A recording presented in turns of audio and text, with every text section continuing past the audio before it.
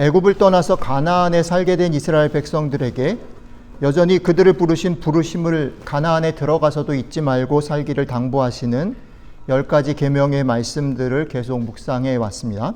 오늘은 그 마지막 날로 10번째 계명에 담긴 의미들을 3가지 내용으로 좀 나누어서 생각을 좀 해보려고 합니다. 첫 번째 생각은 뭐냐면 탐심은 어디서부터 오는가라는 거죠. 그러니까 다른 사람들의 것을 탐하지 말라라고 한 10계명에서 10번째 계명에서 이 탐심은 어디서부터 오는가라는 걸 좀 살펴보면 좋겠고요. 두 번째는 사람들은 이 탐심 때문에 망한다라는 거를 신앙을 가지지 않은 사람들도 알고 있는데, 그래서 이 탐심을 어떻게든 조절하고 매니지하려고 노력하는데, 그 매니지하려고 하는 수많은 시도들이 사실은 실패에 떨어진다라는 거죠. 왜 실패에 떨어질까? 그것들을 좀 두 번째로 살펴보고요. 그렇다고 한다면 성경이 말하는 탐심을 넘어설 수 있는 진정한 해결책으로서 성경이 오늘 용서라는 것을 얘기를 하는데, 용서를 우리가 경험하는 것은 어떤 것인가라는 이 3가지 얘기들을 좀 다룰 건데요. 이 3가지 얘기를 다루기 전에 지난주처럼 오늘도 제가 이 3가지 얘기를 다루는 성경 본문 3곳을 천천히 읽어드리겠습니다. 근데 지난주에는 그것이 이제 이야기가 아니었기 때문에 제가 여러분들한테 읽어드릴 때 하나님께서, 성령님께서 여러분들의 마음속에 주시는 말씀들을 좀 주목해서 그냥 들으시라고 말씀을 드렸고요. 오늘은 이 3 본문이 어떻게 보니까 세 본문이 다 이야기예요. 스토리예요. 그래서 스토리이기 때문에 제가 이 스토리를 읽어드릴 때에 성령님께서 여러분들에게 말씀하시는 것에 귀를 기울이시되 이 질문을 가지고 한번 들어보시면, 좀 같이 읽어주시면 좋겠습니다. 첫 번째 스토리에서는 다윗이 등장하는데요. 다윗이 뭘 잘못했을까라는 질문을 가지고 들으시면 좋겠습니다. 다윗은 뭘 잘못했을까? 그 다음에 두 번째 얘기 속에서는 바리새인이 등장하는데, 바리새인은 왜 예수님께 인정을 받지 못했을까라는 질문을 가지고 들으시면 됩니다. 마지막 3번째는 왕에게 1만 달란트 탕감을 받은 종이 나오는데, 이 종이 탕감을 받고 돌아가다가 어떻게 해요? 100데나리온 빚진 사람을 막 용서를 못 하잖아요. 그러면 이 10,000달란트 탕감 받은 종이 왜 100데나리온 빚진 사람을 용서하지 못했을까라는 질문을 가지고 3번째 스토리를 한번 주의 깊게 들어보시면 좋겠습니다. 이 3가지 질문을 가지고 여러분들이 본문을 한번 들어보시면서 오늘 하나님께서 여러분들에게 주시는 말씀들 주목해 보시면 좋겠습니다. 자, 그러면 제가 지난주처럼 본문을 읽어드리도록 하겠습니다. 첫 번째 본문입니다. 첫 번째 본문은 금방 설명드렸던 것처럼 다윗이 우리아의 아내를 취한 다음에 결국 우리아가 죽게 되잖아요. 그리고 난 다음에 나단이 다윗을 찾아와서 다윗의 행동이 틀렸다라는 것을 경계하는 내용입니다. 읽겠습니다. 여호와께서 나단을 다윗에게 보내시니 그가 다윗에게 가서 그에게 이르되 한 성읍에 2 사람이 있는데 한 사람은 부하고 한 사람은 가난하니 그 부한 사람은 양과 소가 심히 많으나 가난한 사람은 아무것도 없고 자기가 사서 기르는 작은 암양 새끼 한 마리뿐이라. 그 암양 새끼는 그와 그의 자식과 함께 자라며 그가 먹는 것을 먹으며 그의 잔으로 마시며 그의 품에 누움으로 그에게는 딸처럼 되었거늘 어떤 행인이 그 부자에게 오매 부자가 자기에게 온 행인을 위하여 자기의 양과 소를 아껴 잡지 아니하고 가난한 사람의 양 새끼를 빼앗아다가 자기에게 온 사람을 위하여 잡았나이다 하니 다윗이 그 사람으로 말미암아 노하여 나단에게 이르되 여호와의 살아계심을 두고 맹세하노니 이 일을 행한 그 사람은 마땅히 죽을 자라. 그가 불쌍히 여기지 아니하고 이런 일을 행하였으니 그 양새끼를 4배나 갚아 주어야 하리라 한지라. 나단이 다윗에게 이르되 당신이 그 사람이라. 이게 첫 번째 말씀이었습니다. 자, 두 번째 말씀 읽겠습니다. 두 번째 말씀은 예수님께서 자기를 의롭다고 믿고 다른 사람을 멸시하는 사람들이 있었는데 그 사람들에게 비유로 하신 말씀입니다. 누가복음 18장 9절로 14절 읽겠습니다. 또 자기를 의롭다고 믿고 다른 사람을 멸시하는 자들에게 이 비유로 말씀하시되 2 사람이 기도하러 성전에 올라가니 하나는 바리새인이요 하나는 세리라. 바리새인은 서서 따로 기도하여 이르되 하나님이여 나는 다른 사람들 곧 토색, 불의, 간음을 하는 자들과 같지 아니하고 이 세리와도 같지 아니함을 감사하나이다. 나는 일해에 2번씩 금식하고 또 소득의 11조를 드리나이다 하고 세리는 멀리 서서 감히 눈을 들어 하늘을 쳐다보지도 못하고 다만 가슴을 치며 이르되 하나님이여 불쌍히 여기소서 나는 죄인이로소이다 하였느니라. 내가 너희에게 이르노니 이에 저 바리새인이 아니고 이 사람이 의롭다 하심을 받고 그의 집으로 내려갔느니라. 무릇 자기를 높이는 자는 낮아지고 자기를 낮추는 자는 높아지리라 하시니라. 두 번째 본문이었습니다. 자, 마지막 세 번째 본문 읽겠습니다. 금방 하정준 선생님이 읽어주신 본문인데 베드로가 형제를 용서하는 원리가 무엇입니까? 어떻게 형제를 용서할까요? 라는 질문을 들었을 때 우리 주님께서 하신 비유입니다. 제가 한 번 더 읽겠습니다. 그때 베드로가 나와 이르되 주여 형제가 나에게 죄를 범하면 몇 번이나 용서하여 주겠습니까? 7번까지 하오리이까? 예수께서 이르시되 너에게 이르노니 7번뿐 아니라 7번을 70번까지라도 할지니라. 그러므로 천국은 그 종들과 결산하려 하던 어떤 임금과 같으니 결산할 때에 10,000달란트 빚진 자 하나를 데려오매 갚을 것이 없는지라. 주인이 명하여 그 몸과 아내와 자식들과 모든 소유를 다 팔아 갚게 하라 하니 그 종이 엎드려 절하며 이르되 나에게 참으소서 다 갚으리이다 하거늘 그 종의 주인이 불쌍히 여겨 놓아 보내며 그 빚을 탕감하여 주었더니 그 종이 나가서 자기에게 100데나리온 빚진 동료 한 사람을 만나 붙들어 목을 잡고 이르되 빚을 갚으라 하매 그 동료가 엎드려 간구하여 이르되 나에게 참아주소서 갚으리이다 하되 허락하지 아니하고 이에 가서 그가 빚을 갚도록 옥에 가두거늘 그 동료들이 그것을 보고 몹시 딱하게 여겨 주인에게 가서 그 일을 다 알리니 이에 주인이 그를 불러다가 말하되 악한 종아 네가 필기에 내가 너의 빚을 전부 탕감하여 주었거늘 내가 너를 불쌍히 여김과 같이 너도 너의 동료를 불쌍히 여김이 마땅하지 아니하냐 하고 주인이 노하여 그 빚을 다 갚도록 그를 옥졸들에게 넘기니라. 아멘. 세 곳의 본문을 여러분들에게 읽어드렸습니다. 잘 들으셨는지 모르겠습니다. 그러면 아까 제가 성경을 읽기 전에 여러분들에게 던진 질문들을 가지고 이 본문들 하나하나를 조금 더 살펴보도록 하겠습니다. 사실은 이 본문들은 하나하나 따로따로 앉아서 꼼꼼히 성경을 하나하나 이렇게 뒤지면서 살펴보기에도 대단히 많은 메시지를 담고 있는 본문들입니다. 그래서 사실 언제 기회가 되면 그리고 여러분들도 기회가 되시면 집에서 이 본문들을 다시 하나하나 좀 살펴보면서 오늘 말씀드린 탐심 그리고 용서 이 주제를 가지고 다시 한번 꼼꼼하게 읽어보시면 좋겠습니다. 그러나 오늘은 설교 시간들이 제약이 있기 때문에 오늘 아까 제가 던진 질문 그러니까 다윗은 무엇을 잘못했는가? 그 다음에 바리새인은 왜 예수님한테 인정을 받지 못했는가? 그 다음에 세 번째는 왜 10,000달란트 탕감받은 사람은 100데나리온 빚진 사람을 용서하지 못했는가? 이 세 가지 질문에 집중해서 오늘 말씀을 좀 살펴보려고 합니다. 첫 번째 얘기로 가보죠. 다윗의 잘못이 무엇일까라는 생각을 해보면 여러분들이 잘 아는 내용이죠. 다윗이 늘 전쟁터에 쭉 있다가 어느 날 한가한 시간을 가졌다라는 거죠. 한가한 시간을 갖고 자신의 그런 부하들은 전쟁터에 있음에도 불구하고 다윗이 쉬고 있을 때에 어떻게 하다가 눈에 밧세바라는 여인이 들어오죠. 그래서 이 밧세바라는 여인에게 음욕을 품고 그 여인을 취하게 되고 결국은 어떻게 됩니까? 우리아를 죽이게 되는 일까지 흘러가는 그런 장면입니다.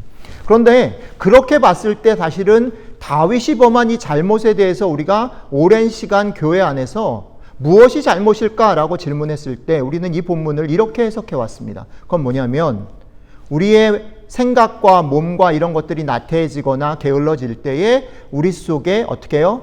성적인 그런 일탈들을 하게 되는 위험들이 많다. 결국은 다윗은 이런 성적인 일탈들을 하게 되어서 문제가 생겼다. 그게 다윗의 잘못이다라고 이 본문을 우리는 해석해 왔습니다. 사실은 그런 면이 분명히 있죠.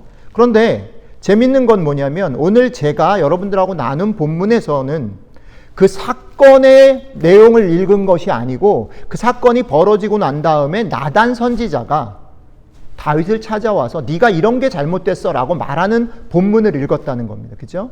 우리가 읽은 본문에 따르면 나단 선지자는 지금 다윗의 잘못을, 다윗의 죄를 성적인 일탈의 잘못이라고 얘기하고 있지 않다는 거예요. 한 번도 그런 언급을 하고 있지 않다라는 겁니다. 나단이 지금 주목하고 있는 다윗의 잘못은 무엇입니까? 다윗의 잘못은 그 비유 속에 나오는 것처럼 많이 가지고 있는데 자기 것에서 자기 손님을 대접하지 않고 하나밖에 없는 사람 것을 뺏었다라는 것에 문제가 있다라고 나단이 지적을 하는 거죠. 자, 그러니까 나단은 다윗이 범한 잘못을 성적인 일탈로 얘기하는 것이 아니고 그렇게 이해하는 것이 아니고 다윗이 가지고 있는 탐심의 문제로 이해를 하고 있다라는 겁니다. 자, 그렇다면 이렇게 질문해 볼 수 있어요. 다윗이 왜 탐심을 가졌을까? 근데 이것을 이해하기 위해서 본문 가운데 우리가 주목해야 될 부분이 하나 더 있어요. 뭐냐면 되게 흥미롭지 않습니까? 나단이 비유를 들어서 얘기를 하는데 그걸 보고 다윗이 어떤 반응을 보여요? 다윗이 막 화가 나가지고, 그죠? 분노에 차가지고 저 사람 막 용서하면 안 된다 막 이렇게. 여러분들이 이걸 보면서 되게 좀 재밌죠, 그죠? 이게 다 되게 사실은 드라마나 영화로 보면 이게 되게 코미디라는 거죠. 왜냐하면 다윗 얘기잖아요. 다윗 얘기라는 걸 우리는 알고 있어요. 근데 그 당사자인 다윗만 모르고 흥분해가지고 이게 남의 얘기라고 생각해서 그거 용서하면 안 된다. 자기를 용서하면 안 된다고 자기가 생각하는 거예요. 그러니까 이게 벌어진 일이라는 거죠. 왜 그랬을까요? 다윗이 왕이었기 때문에 그런 거예요. 지금 우리의 상황으로는 잘 이해가 안 돼요. 당시 상황으로 넘어가면 왕은 어떻게 해요? 모든 것을 마음대로 할 수 있는 권한과 자격이 있는 시대였기 때문에 자기가 왕이라고 생각하고 자기는 왕이기 때문에 남의 것을 마음대로 취해도 그게 죄가 아니라고 생각했던 것이 사실 문제인 거예요. 그러니까 나단이 그렇게 말을 했을 때 흥분했던 이유는 왕이 아닌 모든 존재는 다 그것을 지켜야 되는데 왕인 자기에는 exception, 예외가 될 수 있다라고 생각한 거죠. 자기는 자격이 있다라고 생각을 한 거예요. 다윗의 탐심은 어디에서 발생했나요? 자기는 이미 그것을 디저브 했다는 거죠. 그걸 가질 만한 자격이 있다라고 생각한 거예요. 그게 당연하다라고 여겼고 그 마음에서 그런 일들을 했고 결국은 최종 어디로 갑니까? 자기의 가장 충신 우리아를 죽이는 데까지 갑니다. 자, 이게 첫 번째 본문에서 다윗이 걸어갔던 길들이에요. 이걸 우리들의 삶에 한번 비춰보면 이렇습니다.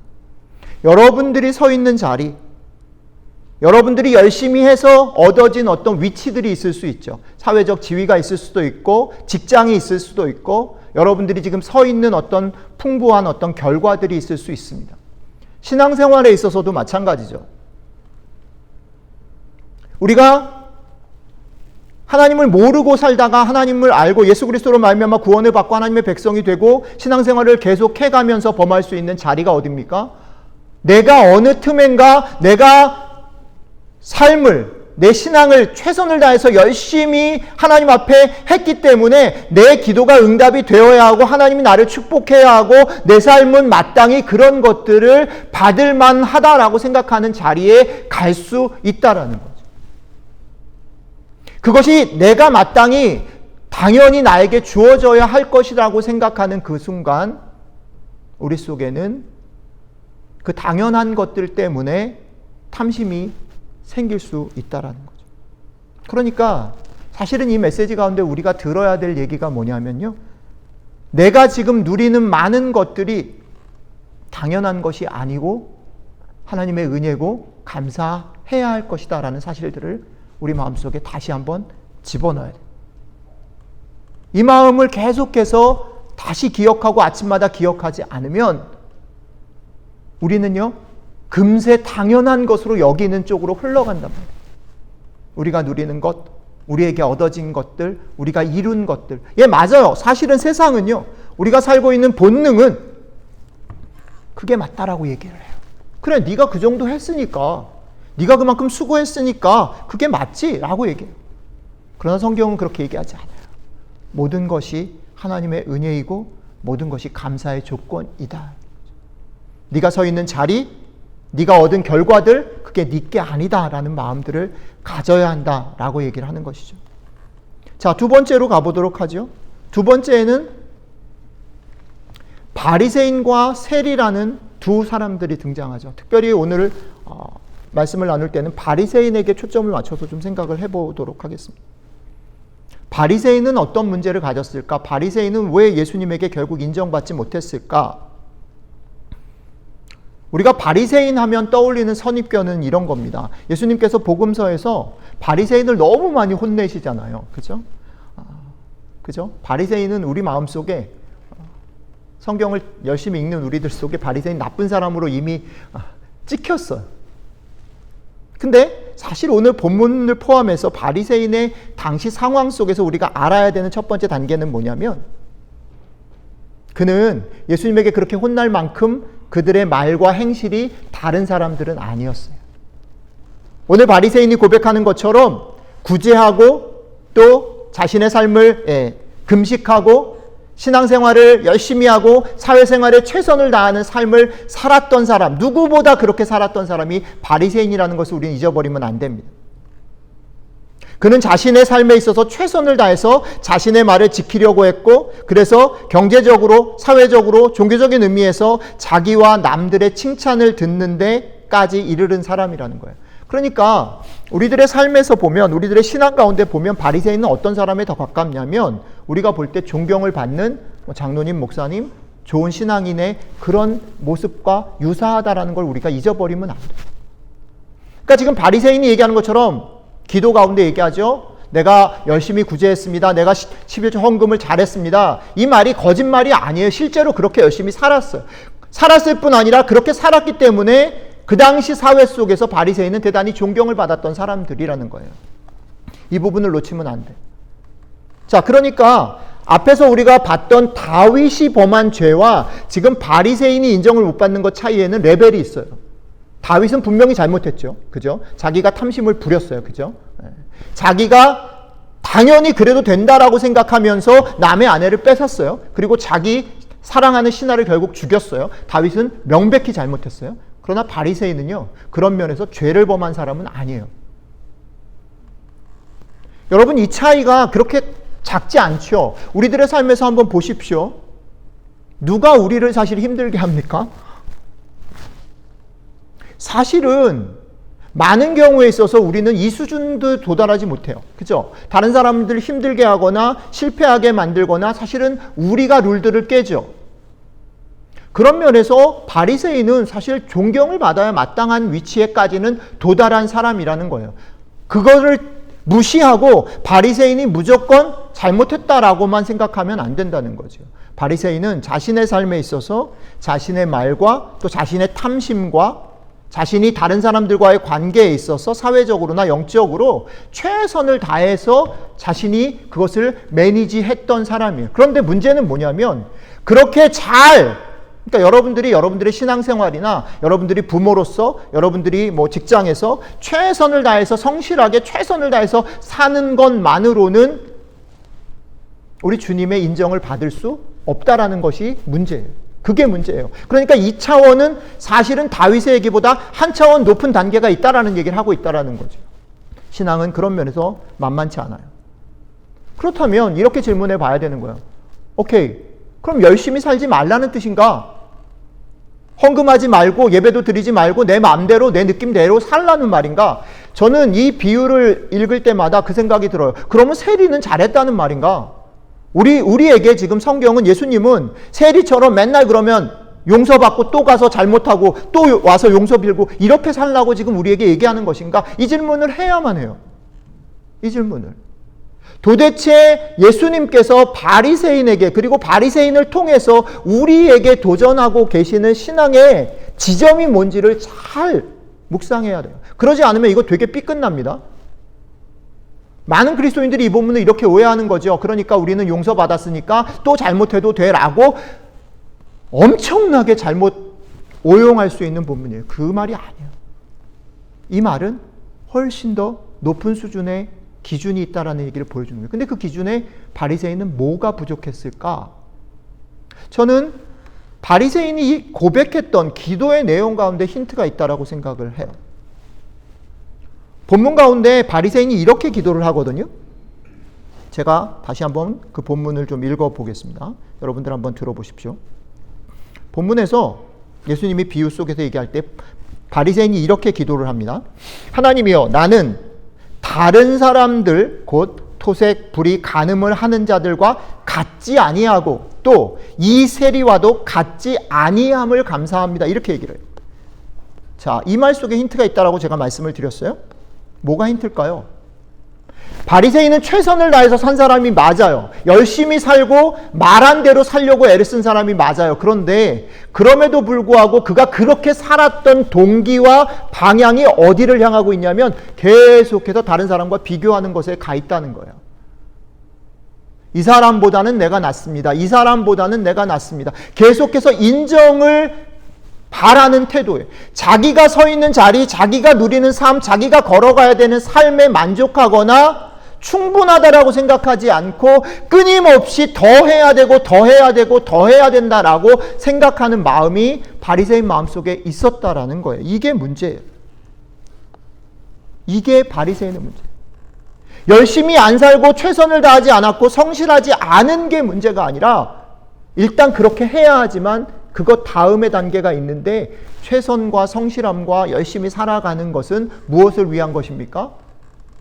그것을 해서 인정을 받는 것이 목적이 돼서는 안 된다라는 겁니다. 만약에 그것을 인정받는 게 목적이라면, 상대적으로 비교해서 저 사람보다 나은 게 목적이라면 우리는 끝이 없다라는 거예요. 어디까지 갈 거예요?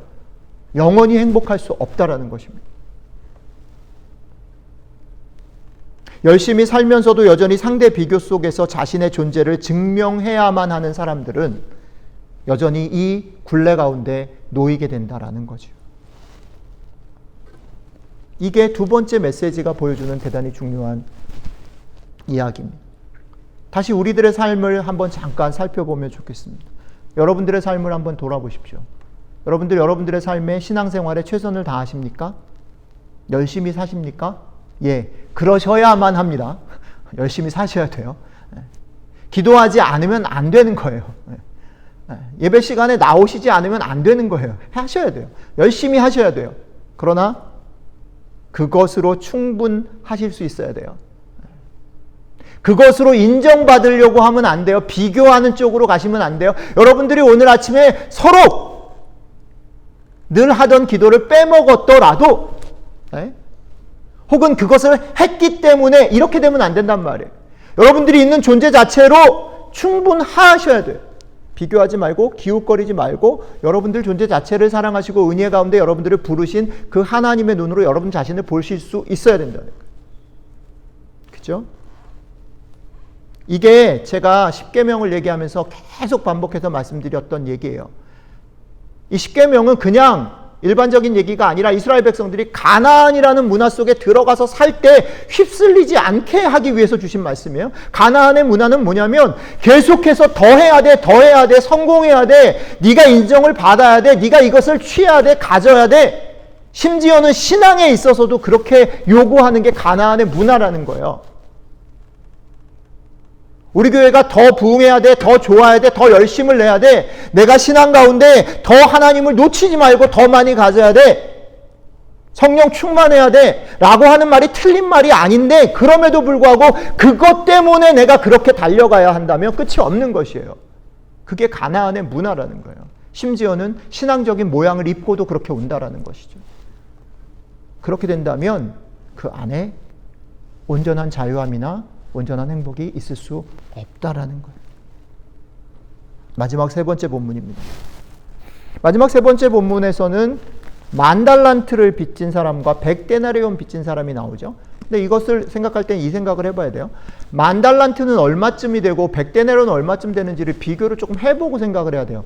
1달란트는 대략 보니까 20년 동안 평범한 사람이 20년 동안 버는 품삯이래요. 20년 동안. 그러면 생각을 해보십시오. 만약에 연봉이 우리식으로 말하면 만약에 연봉이 5만 불이라고 칩시다. 5만 불. 그러면 20년이면 얼마입니까? 5, 20, 100만 불. 그러니까 100만 불 정도 되는 돈이라는 거예요. 그럼 데나리온은 뭐냐? 한 데나리온이 하루 품삯이라는 거예요.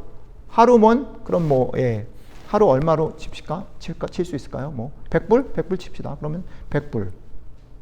그러면 100데나리온이면 얼마입니까? 100 곱하기 100? 네.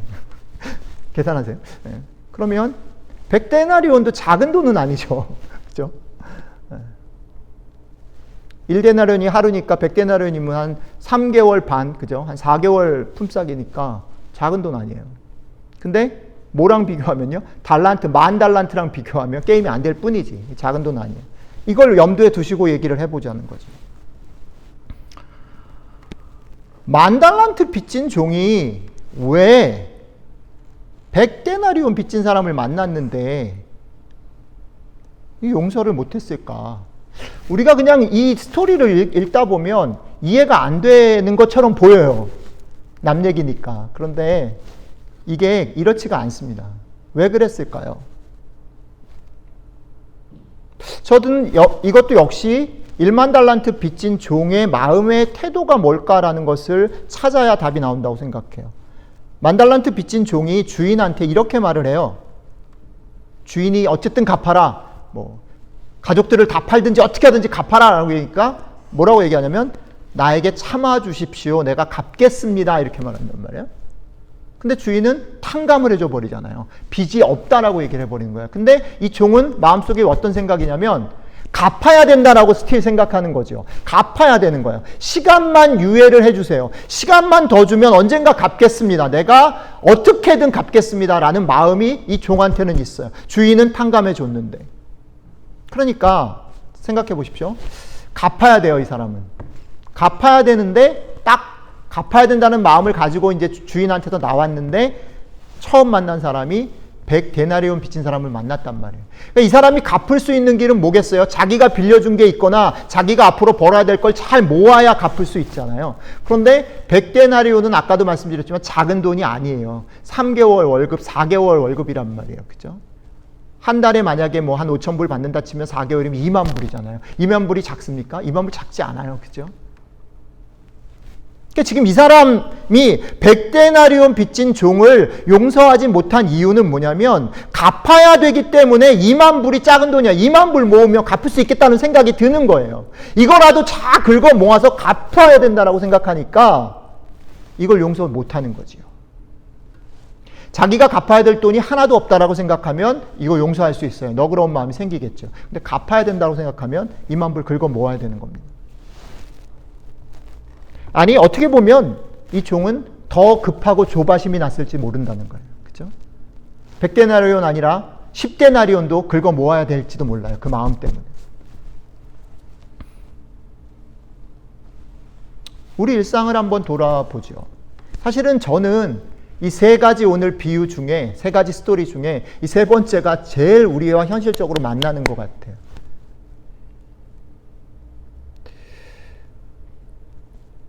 그리고 이게 사실은 오늘 말씀 10계명을 마무리하는 말씀 속에 제가 여러분들하고 정말 나누고 싶은 얘기이고 목사로서 제 고민이에요.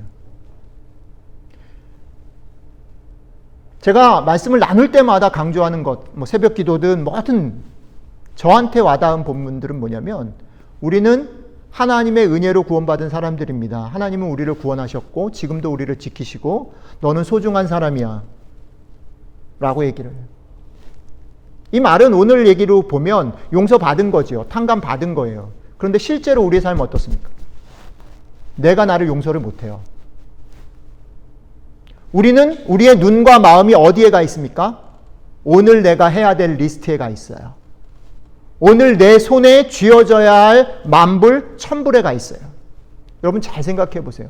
제가 보스턴에서 지금 한 근 30년째 살고 있는데요. 여러분들도 잘 아시지만 지난 한 30년의 삶이라는 게 하나님이 그때그때 도와주시지 않으면 견뎌낼 수 없는 삶이었어요. 근데 놀라운 건 뭔지 아십니까? 그렇게 하나님이 다 해결해 주셨고 여기까지 인도하셨는데 당장 내일 있잖아요. 여러분들 아시죠? 로터리가 될까 안 될까 이런 거 가지고 머리가 찡긋찡긋 아파요.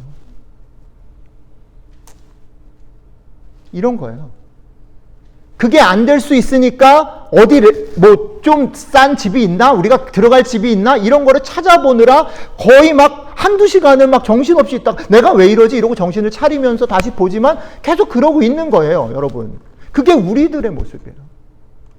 하나님께서 분명히 놀랍게 많은 일들을 기적같이 해주셨지만 당장 내일 내가 먹을 것, 내가 필요로 하는 것, 내가 지금 걱정하고 관심 있는 우리 자녀들의 문제들이 닥치면 이거 다 잊어버린단 말이에요. 그게 우리들이에요.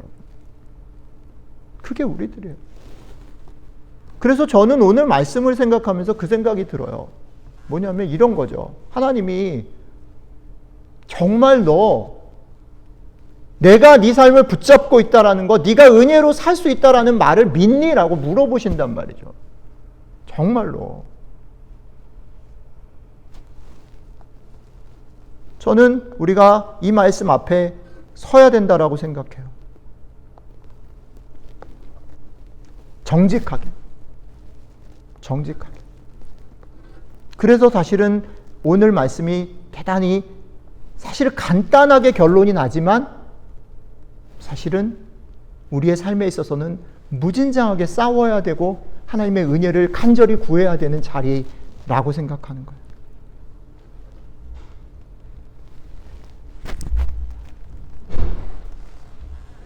하나님이 나를 지켜주셨고 예수 그리스도로 말미암아 구원하셨고 지금도 내 삶을 인도하고 계시고 결국 내 삶을 지켜주실 것이다 라고 말할 수 있어요. 그러나 그 말을 믿고 얼마나 살 수 있냔 말이죠. 우리의 몸과 마음과 생각이 눈과 귀가 어디에 훨씬 많이 가냔 말이죠.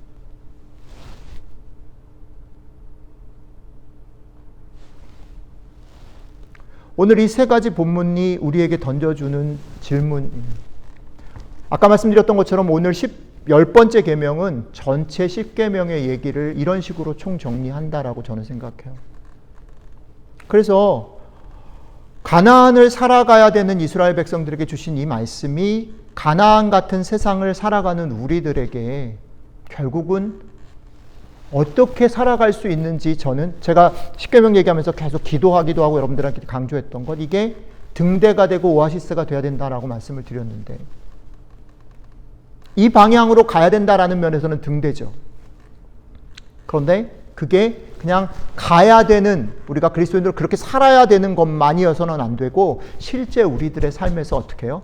힘이 돼야죠. 힘이. 견뎌낼 수 있는 힘이 돼야죠. 그래서 저는 마지막으로 10계명 전체를 정리하면서 여러분들에게 이 말씀을 좀 나누고 구체적인 두 가지 얘기를 하면서 마치려고 합니다. 가나안의 삶을 살아갈 수밖에 없는 우리가 가져야 될 되게 중요한 삶의 원리를 저는 이렇게 정리하고 싶어요. 우리들의 눈은 하늘을 볼 수 있어야 된다. 우리의 눈은 하늘을 볼 수 있어요. 우리가 이 땅을 살아가기 때문에 계속해서 우리의 눈이 어디를 가요? 자꾸 여기를 가거든. 나를 향해서 가고 내 형편과 상황을 보고 가죠. 그죠? 작은 것들에 영향을 너무 많이 받잖아요. 근데 끊임없이 어떻게 해요? 눈을 들어서 하늘을 볼 수 있어야 돼요. 하늘. 하나님께서 베푸셨던 일들, 하나님께서 하신 일들, 하나님께서 앞으로 하실 일들에 대해서 여기가 아니라 눈을 들어서 볼 수 있어야 돼요. 그 다음 두 번째는 정반대로 눈은 하늘을 보고요. 우리의 손과 발과 입은 땅을 향해야 돼요. 땅. 하나님의 은혜를 받다면 하나님께서 베푸셨고 지금도 베푸시고 앞으로 베푸실 일들을 봤다면, 그 눈이 띄어졌다면 우리의 손과 발과 입은 나에게 있는 사람들에게로 향해야 돼요. 아주 구체적으로. 그래서 그 사람들을 용서하고 어떻게 해요? 그 사람들의 얘기를 경청하고 그 사람들의 편이 되고 그 사람들을 더 사랑해야 돼요. 제가 새벽기도 포함해서 10계명 내내 지금 한 10주 동안 계속 반복해서 여러분들에게 어떻게 보면 세뇌시키는 것이 있어요. 저는 이게 너무 제가 찾아낸 거지만 저 이거 되게 중요하다고 생각해요. 너무 잘 찾아낸 것 같아요. 제가 반복해서 얘기하는 게 뭐냐면 아침마다 우리가 기도하고 성령님의 도우심을 구하면서 우리의 눈이 떠져가지고 나 자신을 좀 제발 많이 칭찬하면서 살 수 있으면 좋겠다. 여러분들 자신을 되게 많이 격려하면서 너 괜찮은 사람이야. 왜? 네가 잘나서가 아니라 하나님이 너를 그렇게 귀히 여겼고 소중히 여겨. 좀 제발 여러분들 자신을 칭찬하면서 사시면 좋겠어요. 두 번째는 뭐라 그랬어요? 다른 사람 얘기를 좀 귀담아 들으면서 살자. 그죠? 내가 확신하고 내가 옳은 내 기준을 가지고 자꾸 판단하고 이러지 말고 저 사람의 입장, 저 사람의 소리를 좀 귀 기울이며 살자. 이거 제가 제일 못하는 거지만 여러분들에게도 부탁드리고 저 자신에게도 계속 생각해요. 제발. 지 남자친구가 왔잖아요. 제이콥이 왔는데 그런 거 있죠. 이렇게 언어적인 장벽 있잖아요. 근데 깨달았어요. 언어적인 장벽보다 더 심각한 게 뭐냐면 조금 기다리면 잘 안 들려도 커뮤니케이션이 되는데 안 기다리고 언어적인 장벽이 있다고 생각하니까 더 빨리 얘기하고 저 사람 얘기를 안 듣는 거야. 말을 막 해버려. 그리고 하고 싶었던 얘기, 생각했던 얘기 막 쫙 하고 다. 근데 사실 곰곰이 생각해 보니까 그러니까 제이콥이 저한테 되게 좋은 걸 가르쳐 준 건 뭐냐면 저 친구는 좋은 장점 중에 하나가 뭐냐면 되게 느려요. 되게 말을 천천히 하고. 근데 고마운 건 뭐냐면 그 천천히 하는 것 속에 배려가 있어요. 제가 배웠어요. 말을 많이 하는 게 중요한 게 아니고 옳은 말을 하고 싶은 말을 전달하는 게 중요한 게 아니라 한마디라도 서로 대화가 있어야 되는 거예요. 언어 장벽이 없어도 마찬가지 같아요. 그런 걸 경험해요. 관계 속에서 빨리빨리 보이잖아요. 쟤는 저래야 되고 막 이래야 되고 막 이렇게. 그러니까 내 말만 싹 하고 근데 결국은 서운한 거예요. 우리 아이들이 아빠한테. 아빠 그냥 들어줘도 돼. 그냥 괜찮아. 그냥 우리는 그냥 얘기한 거야. 이해가 안 돼. 뭘 그냥 얘기해 지금. 아니요. 근데 그런 거예요. 나랑 다른 사람, 나랑 다른 형편에 있는 사람, 어떻게 보면 내가 생각할 때 그 기준으로는 틀려 보이는 사람들의 얘기가 그들의 스토리가 있어요. 어쩌면 우리는 그렇게 손과 발을 사용해야 될지도 몰라요. 조금 더 나아가서 세 번째로 제가 여러분들에게 강조했던 거 있죠. 나랑 관계없고 다른 사람들을 같이 더불어 사랑하기를 애써야 된다. 그죠? 그게 공동체고 그게 하나님의 나라죠. 눈을 들어서 여러분들이 받은 은혜, 여러분들을 보시는 하나님의 눈으로 여러분들 자신을 보시고 다른 사람을 보시고 우리를 볼 수 있으면 좋겠어요. 저는 개인적으로는 뭐 그때그때마다 상황에 따라 오락가락은 하지만 크게는 하나님께서 저희 교회 디딤돌 교회를 어떻게 움직여 가실까에 대해서 되게 최근에 대단히 흥미롭게 보고 있어요. 하나님 그 마음을 좀 주셨어요. 그리고 저는 여러분들한테 이걸 권해드리고 싶어요. 하나님이 이 교회를 끌고 가시는 걸 같이 보실 수 있으면 좋겠어요. 그러면 견딜 수 있어요. 그러면 걸어가실 수 있어요. 눈을 열고 하늘을 보시기 바랍니다. 그리고 그것을 보면서 하나님이 가시는 길들을 속에서 어떻게 해요? 손과 발과 입은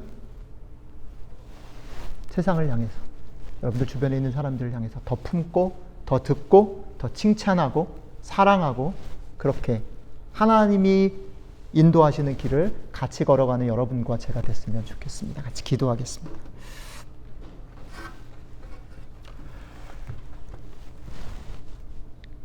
예, 주님, 저희들의 눈에는, 저희들의 모습 속에서는 되는 듯 보이다가도 그렇지 못하고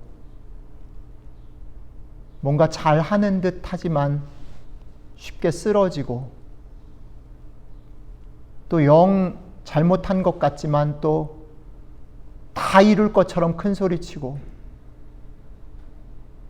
우리의 눈이 우리에게 우리의 놓인 상황과 결과에 매여져 있는 우리들의 모습을 향해서 오늘 말씀을 통해서 너희의 눈을 열어서 들어서 내가 하는, 내가 보는 내 눈을 좀 볼 수 있으면 좋겠다. 내 마음을 좀 느끼고 알았으면 좋겠다 말씀해 주셔서 감사합니다. 주님, 저희가 눈을 들어서 하나님의 마음, 하나님의 눈을 보고 그것 때문에 우리 자신들을 좀 칭찬하고 격려하고 우리 앞에 놓인 사람들의 얘기를 귀담아 듣고 그들의 형편을 이해하고 열심을 내서 더불어 사랑하는 일로 하나님이 이끌고 가시고자 하시는 길로 이 공동체를 세워나갈 수 있으면, 우리들의 삶을 세워나갈 수 있으면, 우리의 가정을 만들어 나갈 수 있으면 좋겠습니다. 성령님, 우리가 연약한 것 아시지요? 우리가 흔들리는 것 아시지요? 우리를 붙잡아 주시고 우리를 깨워 주셔서 이번 한 주 그렇게 살아갈 수 있도록, 아주 조금이라도 그것을 맛보며 살아갈 수 있도록 함께 해주시면 좋겠습니다. 감사드리며 우리 주 예수님 이름으로 기도드렸습니다. 아멘. 예, 다 같이 자리에서 일어나셔서 우리